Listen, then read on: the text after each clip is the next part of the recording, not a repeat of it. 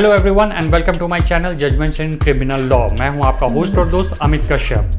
Friends, पिछले कुछ video से मैं बात कर रहा हूं सीआरपीसी सेक्शन 156 सब सेक्शन 3 के संबंध में।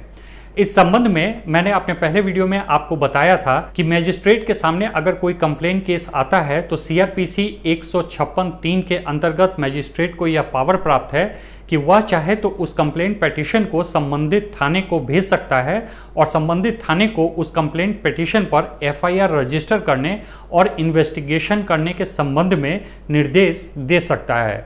अपने दूसरे वीडियो में मैंने आपको बताया था कि क्या मैजिस्ट्रेट को सीआरपीसी सेक्शन 156 सब सेक्शन 3 के अंतर्गत यह अधिकार प्राप्त है कि वह किसी भी केस को सीबीआई इंक्वायरी के लिए सौंप सके। अगर आपने मेरा वह वीडियो नहीं देखा है तो कुछ देर में आई बटन्स पे आपको उन दोनों वीडियोस के लिंक बारी बारी से मिल जाएंगे। मैं इन दोनों वीडियो का लिंक एंड स्क्रीन पे भी लगा दूंगा और नीचे डिस्क्रिप्शन बॉक्स में भी इन वीडियोस के लिंक आपको मिल जाएंगे। अगर आप चाहें तो उन वीडियोस को देख सकते हैं। इस वीडियो में मैं आपको बताने वाला हूं कि क्या सीआरपीसी सेक्शन 156 सब सेक्शन 3 के अंतर्गत मैजिस्ट्रेट को यह अधिकार प्राप्त है कि वह किसी भी थाने को 0 एफआईआर रजिस्टर करने का आदेश दे सके। आशा करता हूं मेरा यह वीडियो आपको पसंद आएगा। अगर आपको मेरा यह वीडियो पसंद आए तो इसे लाइक करना ना भूलें and if you are new on my channel then don't forget to subscribe my channel and press the bell icon to get all the latest notifications of my new videos. So let's start this video.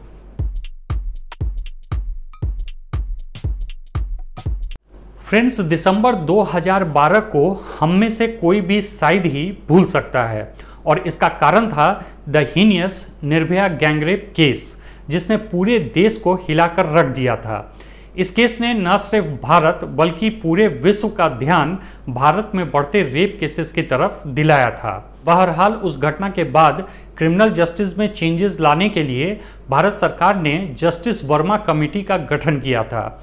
अपने report में justice Verma committee ने 0 FIR लागू करने का recommendation किया था, जिसके बाद 12 अक्टूबर 2015 को भारत सरकार ने एक एडवाइजरी जारी की और सारे राज्य सरकारों को यह निर्देश दिया कि वह न सिर्फ अपने पुलिस महकमे को 0 एफआईआर के संबंध में ट्रेन करें बल्कि इसे जल्द से जल्द लागू कराने की भी कोशिश करें।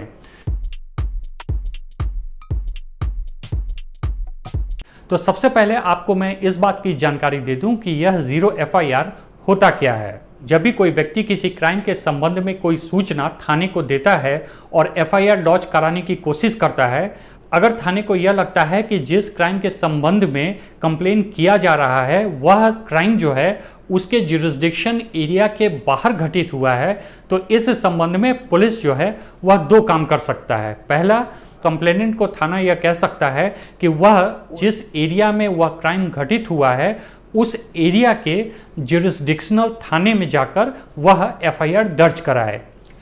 लेकिन अगर थाने को यह एहसास होता है कि जो भी कंप्लेन किया जा रहा है वह बहुत ही सीरियस नेचर का है और उस पर तत्कालीन कार्रवाई करने की आवश्यकता है, तो फिर इस परिस्थिति में थाना एक एफआईआर दर्ज करेगा डिस्पाइट कि जो घटना है वह उसके जुरिस्डिक्शन एरिया के बाहर हुआ है। अगर एफआईआर दर्ज करने के बाद ज़रूरत पड़ी तो थाना जो है वह प्रिलिमिनरी इंक्वायरी भी कर सकता है।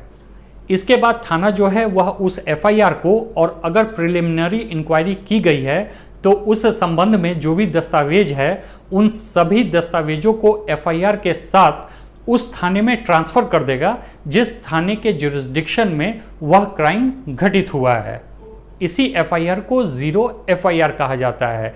इन शॉर्ट, जब किसी थाने पे कंप्लेन किया जाता है और अगर वह क्राइम उस थाने के जुरिस्डिक्शन एरिया के बाहर घटित हुआ है, अगर वह थाना उस एफआईआर को रजिस्टर कर लेता है और रजिस्टर करने के बाद उस थाने को ट्रांसफ़र कर देता है जिस थाने के जुरिस्डिक्शन में वह क्राइम घटित हुआ है, तो इसी एफआईआर को 0 एफआईआर कहा जाता है। इस संबंध में ऑनरेबल सुप्रीम कोर्ट में ललिता कुमारी केस जो है वह एक लैंडमार्क जजमेंट है, जिसमें ऑनरेबल सुप्रीम कोर्ट ने यह बिल्कुल स्पष्ट कर दिया था कि कोई भी व्यक्ति अगर थाने पर कंप्लेन दर्ज कराने जाता है तो उस थाने के जो ऑफिसर्स हैं they are duty bound to register that FIR।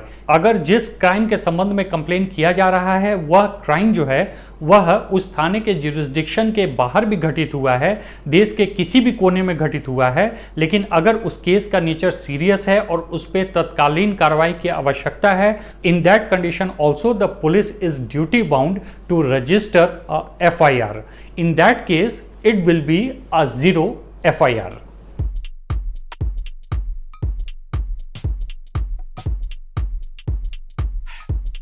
और अब बात आती है कि क्या magistrate section 156 sub section 3 CRPC के अंतर्गत किसी थाने को 0 FIR रजिस्टर करने का आदेश दे सकता है या नहीं दे सकता है। इस मामले में ऑनरेबल सुप्रीम कोर्ट का कहना है कि CRPC 156(3) के अंतर्गत मैजिस्ट्रेट किसी भी कंप्लेंट केस को अपने जुरिस्डिक्शन के थाने को ही भेज सकते हैं और FIR रजिस्टर करने और इन्वेस्टिगेशन करने के लिए कह सकते हैं।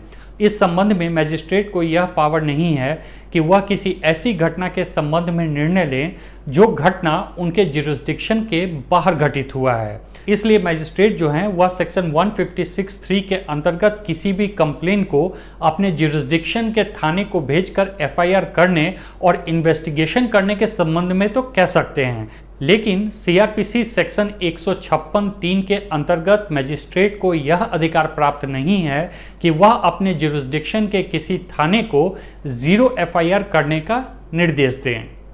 किसी भी तरह के 0 FIR के संबंध में निर्देश देने की शक्ति जो है वह मैजिस्ट्रेट में CRPC 156 सबसेक्शन 3 के अंतर्गत निहित नहीं है। आशा करता हूं मेरा यह वीडियो आपको इंफॉर्मेटिव लगा होगा। Thanks for watching.